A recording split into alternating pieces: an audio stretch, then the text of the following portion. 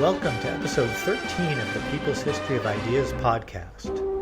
Before our detour into the personal history of the young Mao Zedong in our last episode, episode 12, we'd left off with the end of Yuan Shikai's dictatorship in 1916 and the dissolution of Chinese political order into what's called the warlord era, which dates from 1916 to 1927, and during which time Chinese territory was divided up between competing regional warlords. I want you to take a step back and imagine yourself in the shoes of a progressive Chinese intellectual or revolutionary activist. The revolution of 1911 had been the culmination of so much struggle and frustration, and the republic that came as a result of the revolution was the object of so many people's hopes. Then, when Yuan Shikai betrayed the people's hopes and established his dictatorship, and then especially after he beat the Guomindang's attempted second revolution in 1913, you can imagine the sense of despair that so many people felt. While longtime revolutionaries like Sun Yat-sen went back to Japan and started plotting yet another revolution, lots of other people were crushed and demobilized. The most important result of this demoralization with the political situation was something called the New Culture Movement, which is usually dated to beginning in 1915 when a magazine called New Youth was launched in Shanghai by someone named Chen Duxiu. Disgusted by the degeneration of official Chinese politics into the competition between warlords, with China's central government being manipulated by whichever warlord currently occupied Beijing, Chen announced that New Youth would turn away from politics and concentrate on what he called the cultivation of the youth. New Youth quickly became the flagship publication of the New Culture Movement, as many other similar publications were started around the country. The emphasis of the New Culture Movement was on promoting Western liberal values, such as the promotion of science and democratic values, which proved the impossibility of foregoing political discussion entirely, and on attacking Chinese tradition, and particularly Confucianism, for landing China in the mess it was currently in.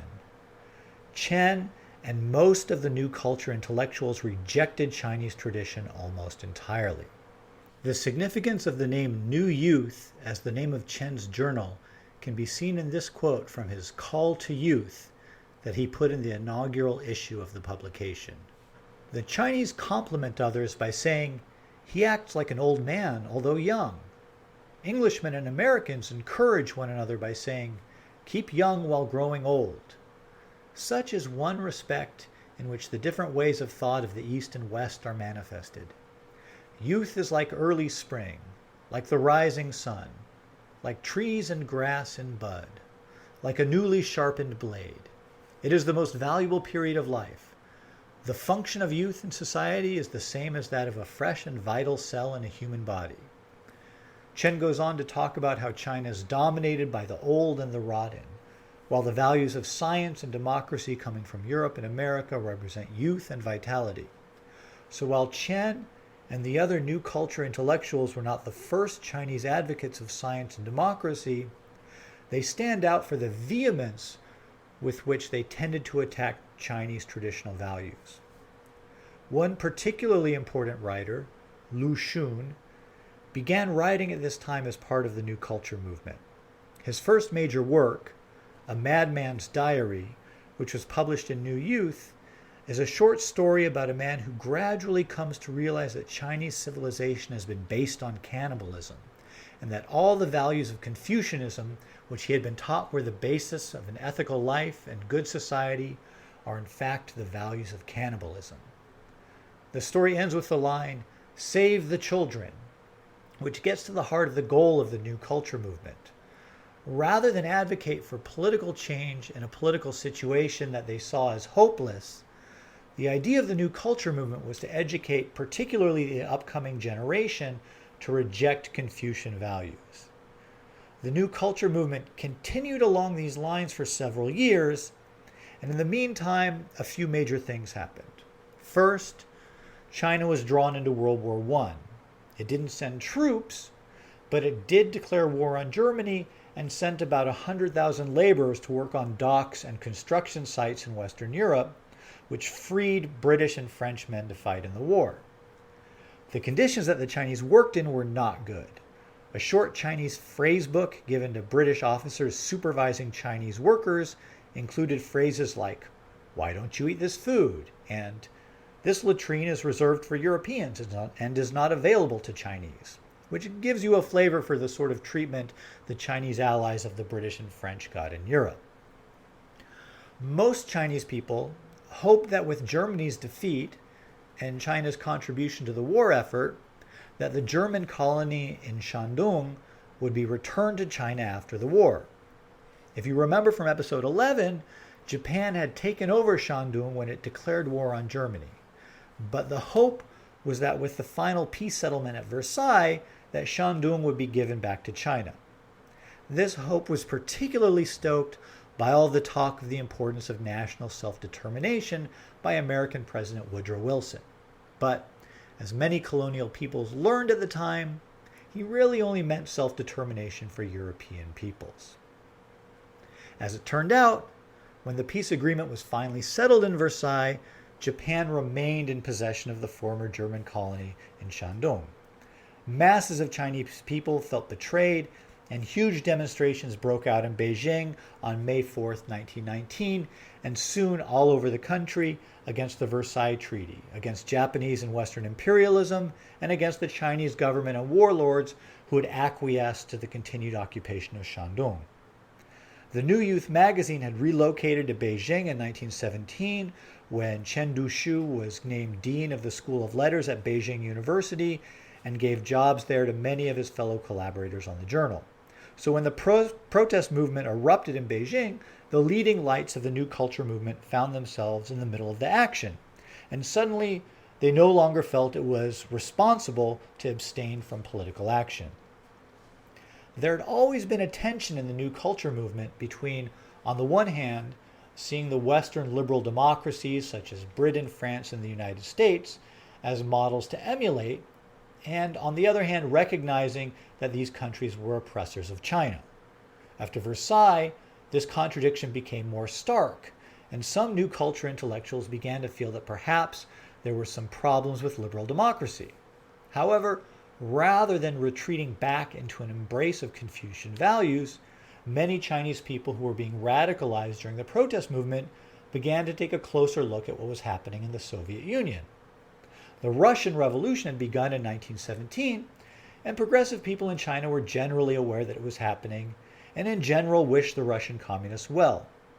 Summing up the general opinion, it was that Chinese progressives were sympathetic to the overthrow of the monarchy in Russia, but were pessimistic about the Bolsheviks' ability to hold on to power in the face of the opposition from and invasions by so many other countries, many of which, after all, had invaded China at some point and were constantly taking their pound of flesh from China. As the Bolsheviks persevered, Chinese progressives were impressed by their staying power. But the general feeling before May 4th was more one of general curiosity about and sympathy for something that wasn't seen as being particularly relevant to China. Now, events took place in China which caused many who had previously idealized the liberal democratic systems of Europe and America to look at the Soviet Union as a more relevant and less oppressive model for China's progress. In early June of 1919, workers in Shanghai joined the protest movement by going on strikes against foreign enterprises. As workers joined students on the streets in the national movement, a huge change took place in the outlook of the students who had been protesting. Prior to what started being called the June 3rd movement, the general outlook of the intellectuals who had been participating in the new culture movement was that China's laboring masses embodied the sort of ignorance and backwardness that the new culture movement was trying to educate China's youth away from. Now, confronted with large numbers of these laboring masses as allies on the streets of China's cities, the intellectuals felt a need to bridge the gap between themselves and the workers. The gap between the students and the workers was immense. Students from Beijing University went out to Beijing's working class districts to unite with the workers, but often found communication difficult on their initial forays, even when they were armed with a so-called dictionary of popular usage to help them communicate with the workers. The past 150 years or so of world history is full of instances where radicalized students went out and tried to unite with and organize working people. Despite the difficulties that the May 4th intellectuals had in their first forays out to join forces with the workers, their situation was ultimately much more favorable than in many other instances of intellectuals going to the workers, or peasants for that matter, because the strike movement against foreign companies had already set the workers into motion. So when the workers and students came together in China, it was ultimately like two rivers flowing together. The joining together of the workers and students' movements resulted in much more consciousness about the conditions of working people, which heightened Chinese radicals' sense of the relevance of the Russian Revolution to their own situation. On the one hand, the mobilization of the workers made clear that China was growing economically as part of a world system. While urban and industrial workers were still a small part of China's massive population, their populations were growing as China further integrated into the world economy, a process that was proceeding apace despite the chaos in the country's politics. Intellectuals began to become aware of and concerned about the working and living conditions of workers at this time as well, and they wrote articles about the long hours, low pay, inadequate food, and crowded living conditions that workers experienced. Most importantly, fighting side by side with the workers in the streets led the intellectuals to no longer see the workers as objects to be acted upon, but as subjects of history. That is, the intellectuals had previously seen the workers as ignorant people who needed to be educated and uplifted, who needed to have their culture changed through education. They thought of the workers as people who needed to be spoken to, not spoken with. Now, they understood more and more that the workers didn't just have things to learn from the intellectuals, they also had things to teach the intellectuals.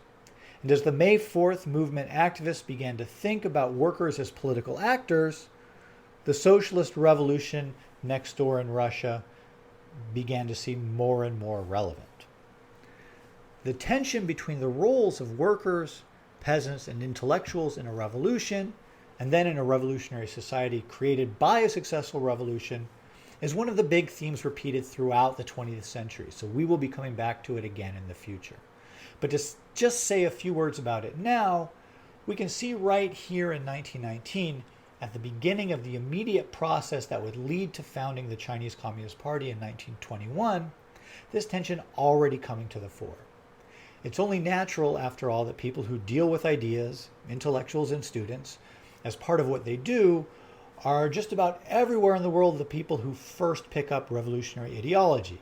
But then, revolutionary ideologies require that the main actors in revolutions be the oppressed people themselves, the workers and peasants. And so this question of how ideas originally mainly held by intellectuals then come to be taken up by workers and peasants, and the transformations that those ideas necessarily undergo, both through the extended experience of revolutionary practice and through being taken up by people in different social positions than the intellectuals who are always the first people to adopt Marxist ideas in their own country, is a crucial question in understanding any revolutionary process. In China, there's some particular social baggage that forms part of the tension between revolutionary intellectuals and working people due to the cultural context. In China, scholars had historically been the ruling administrators. People studied in order to gain power. Studying served in China even more to put distance between the scholar and the masses of people than was the case in other parts of the world. Of course, all over the world, the difference between people who work with their minds and people who work with their hands has been a huge division in society. But in China, it was even more so. There's a quote from Mao Zedong which gets at this question. This is from 1942, from his introduction to the Yan'an Forum on Literature and Art. Begin quote. I began life as a student and at school acquired the ways of a student.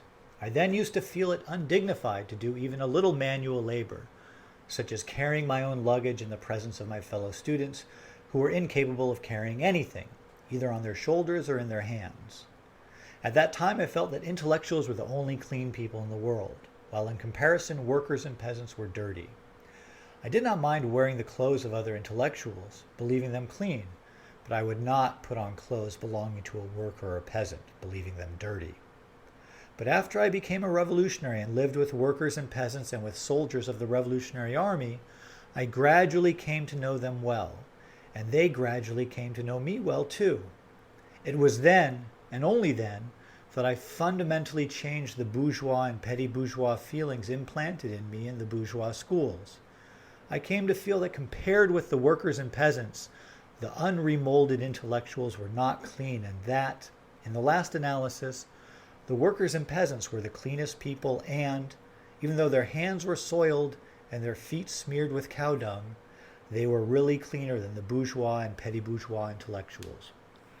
That is what is meant by a change in feelings, a change from one class to another. If our writers and artists who come from the intelligentsia want their works to be well received by the masses, they must change and remold their thinking and their feelings. Without such a change, without such remolding, they can do nothing well and will be misfits." End quote. This question got very complicated later once the revolution was victorious in 1949, but we'll get into that later on. For those who want to dip their toes into these problems more now, I've put a movie from China from the 1970s called Breaking with Old Ideas on the peopleshistoryofideas.com website. That movie gets into some of these questions, and if this is a topic that interests you, I think you will find it very interesting. Anyways, back to the May 4th movement in 1919.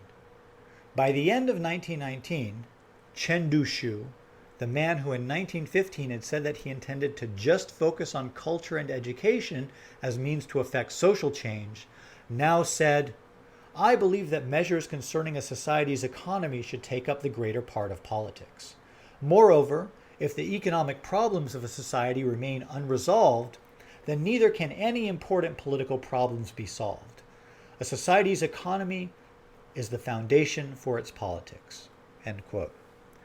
No longer did Chen or many of the other New Culture movement intellectuals feel that education was sufficient. Now they felt that education could not be effective if underlying economic problems were not dealt with. By the end of 1919, as can be seen from the quote from Chen, many of the New Culture movement intellectuals were now moving in a Marxist direction. If there was one particular New Culture movement figure who led the way in pointing out that there was something interesting going on in Russia that maybe the Chinese radicals could learn from, it was the head librarian and history professor at Beijing University, Dazhao.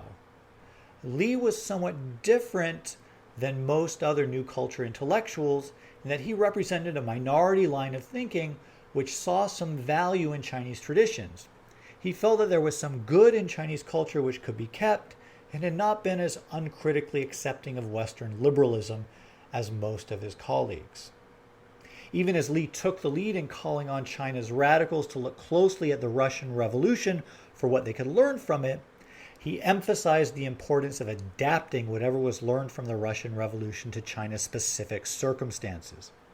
That might seem obvious, but as we have seen, many of his colleagues had taken uncritical attitudes toward Western liberalism, and as we'll see in future episodes, a similar uncritical attitude toward Russian experiences would go on to become a major problem for some Chinese communists. Even as Marxism was first being introduced to China, Li put forward some novel ideas for adapting Marxism to Chinese conditions, which would have major resonances in the future. In February 1919, not long before the May 4th protest movement began, Li wrote a series of articles titled Youth and the Villages. In these articles, Li urged urban intellectual youth to go and to return to China's rural villages. Here's a representative excerpt to give you a sense of what he was saying. Begin quote. "How can you not hurry and pack your belongings, liquidate your debts, and return to your villages? Every day in the cities you seek a bit of compassion, and if you are lucky enough one day to obtain some, then is that really happiness?